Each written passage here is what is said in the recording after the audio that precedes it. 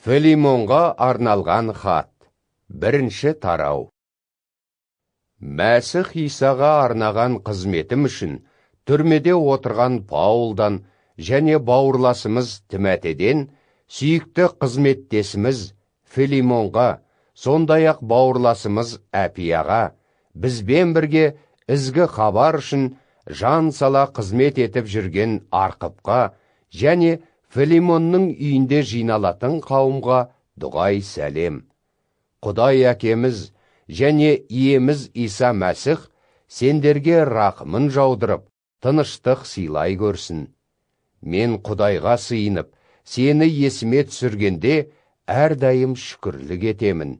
Өйткені иеміз Исаға деген сенімің және Тәңір иенің барлық адамдарына көрсеткен сүйіспеншілігің туралы естідім. Мәсіхке деген сенімің және Құдайдың бәрімізге берген күллі игіліктерін түсінуің арқылы басқа сенушілермен байланысың Мәсіхтің даңқын асыруға әсерлі болсын деп мінәжат етемін.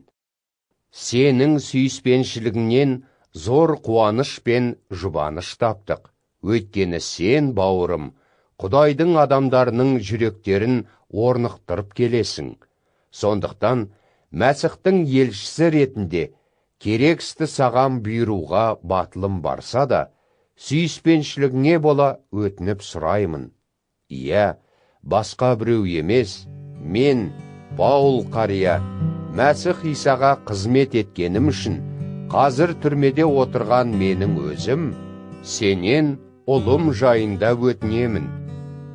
Мен осында тұтқында отырып, оған ізгі хабарды айтып берген едім. Қайта туылып, рухани ұлыма айналған сол жан, Онисим, пайдалы. Ол өткен кезеңде сен үшін пайдасыз болғанмен, енді маған да, саған да пайдалы. Оны өзіңе қайтарып отырмын. Ал онымен бірге өз жүрегімді жіберіп отырғандаймын. Ізгі хабарға бола, түрмеге қамалған мен, оны сенің орныңда өзіме көмектесу үшін қарамағымда қалдыруды ойлаған едім. Алайда, жақсылық жасауың мәжбүрліктен емес, өз еркіңмен болсын деп, сенің келісіміңсіз ешбір шешім қабылдағым келмеді. Мүмкін, оның уақытша сенен алшақтағанның мақсаты, оны мәңгілікке қабылдауың шығар.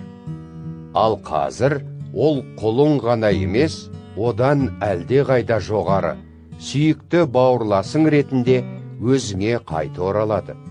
Ол мен үшін дәл сондай, ал сен үшін адам ретінде де, иемізбен жүрген бауырласың ретінде де одан бетер жақын болады. Сондықтан, маған шынымен дос болсаң, оны мені қабылдағандай қабылдағайсың. Ал егер ол саған жамандық жасаған, не қарыздар болса, онысын менің мойнымда деп есепте. Мен, Паул, өз қолыммен жазып отырмын, онысын өзім өтеймін. Алайда сенің өзіңнің рухани өмірің үшін маған қарыздар екеніңді айтпай-ақ қояйын. Сонымен, бауырласым, иеміз Мәсіх үшін маған осылай бір жақсылық етіп, оған деген сүйіспеншілігің арқылы менің жүрегімді орнықтыршы. Сен құлақ асар деп үміттеніп, айтқанымнан да артық орындайтынды біле отырып, осыны жаздым. Сонымен бірге маған баспана дайындағайсың. Құдай мінәжаттарыңа мейіріммен құлақ асып, мені сендерге жіберер деп үміттенемін. Мәсіх Исаға қызмет еткен үшін, менімен бірге бұғауда отырған Эпафрас, әрі өзге қызметтестерім Марқа, Арстарх, Димас, Луқа да саған сәлем жолдауда. Лайым, жан дүниелерің иеміз Иса Мәсіхтің рақымына кенеле берсін.